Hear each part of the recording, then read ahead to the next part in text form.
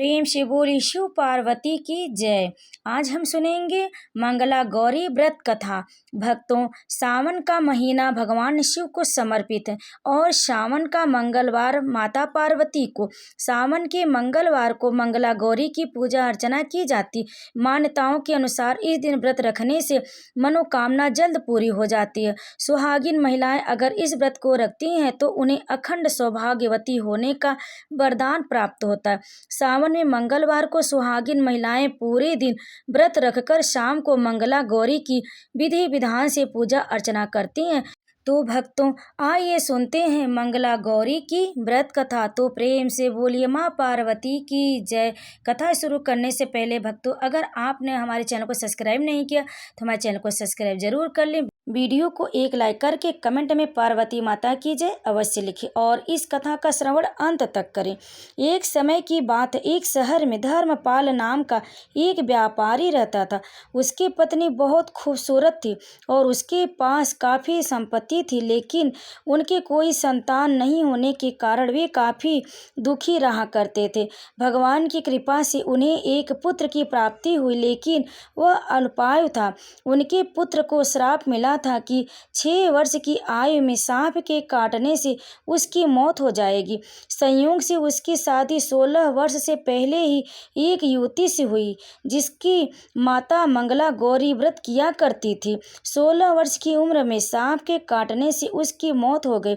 संयोग से उसकी शादी 16 वर्ष से पहले एक युवती से हुई, जिनकी माता मंगला गौरी व्रत किया करती थी।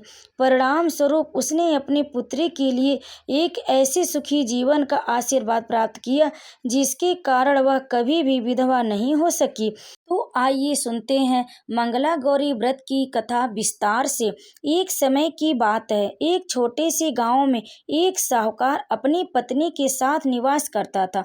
साहूकार धनवान था और उसके घर में किसी भी प्रकार की कोई कमी नहीं थी। फिर भी वह और उसकी पत्नी संतान न होने के कारण दुखी रहते थे। संतान की कमी उन्हें हमेशा कचोटती रहती थी। एक दिन की बात है, उस साहूकार के घर में साधु आए। साहूकार ने उनका आदर सत्कार किया और उन्हें अपनी समस्या के बारे में बताया।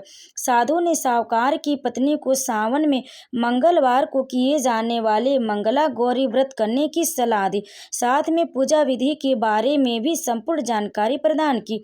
इसके बाद साहूकार की पत्नी ने सावन माह में पहले मंगलवार से ही गौरी मंगला का पूजन व्रत रखना शुरू कर दिया। अब वह हर मंगलवार को विधि पूर्वक व्रत और पूजा पाठ करने लगी। इस प्रकार कई महीनों तक उसने वह व्रत किया। एक दिन उसकी धर्मनिष्ठा से प्रसन्न होकर माता पार्वती ने भगवान शिव से साहूकार और उसकी पत्नी को संतान प्राप्ति का वरदान देने के लिए कहा। साहूकार को उस रात स्वप्न में एक दिव्य शक्ति ने दर्शन देकर कहा कि एक आम के पेड़ के नीचे भगवान गणेश की मूर्ति विराजमान है। तुम उस पेड़ से आम तोड़कर अपनी पत्नी को खिला देना, इससे तुम्हें संतान की प्राप्ति का सुख मिलेगा। साहूकार ने अगले दिन सुबह उठकर अपनी पत्नी को इस सपने के बारे में बताया और वह उस आम के पेड़ को ढूंढने निकल पड़ा। काफी समय तक ढूंढने के बाद आखिरकार साहूकार को वह आम का पेड़ मिला, जहाँ भगवान गणेश की मूर्ति विराजमान थी। उसने आम तोड़ने के लिए उस पेड़ पर पत्थर मारना शुरू कर दिया। पत्थर फेंकने से एक आम तो टूटकर नीचे गिर गया, लेकिन गलती से एक पत्थर जाकर भगवान गणेश की प्रतिमा को लग गया। इससे भगवान गणेश क्रोधित हो गए और उन्होंने प्रकट होकर उस साहूकार को श्राप देते हुए कहा कि हे स्वार्थी मनुष्य, तूने अपने स्वार्थ के कारण मुझे चोट पहुंचाई। तुझे माँ पार्वती की कृपा से संतान की प्राप्ति तो होगी, लेकिन उसकी मृत्यु 21 वर्ष की आयु में ही हो जाएगी। यह सुनकर साहूकार बहुत घबरा गया और वह वापस घर चला गया।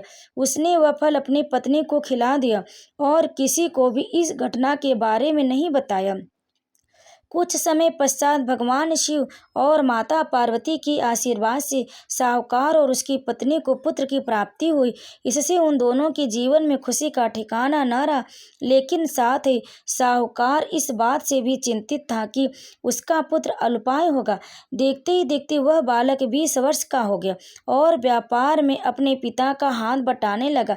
एक दिन घर लौटते समय साहूकार पेड़ की छांव में तालाब किनारे बैठकर अपने पुत्र के साथ भोजन करने लगा।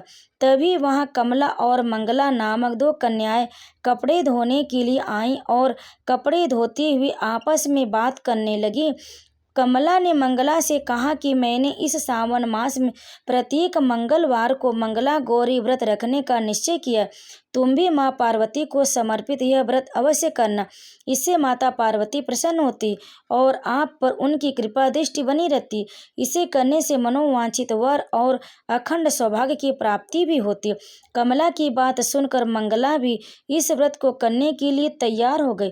दूसरी ओर साहूकार ने दोनों कन्याओं के बीच यह पूरा संवाद सुन लिया और उसने अपने मन में यह सोचा कि यह कन्या मंगला गौरी व्रत को करती है, इससे इसे अखंड सौभाग्य की प्राप्ति होगी।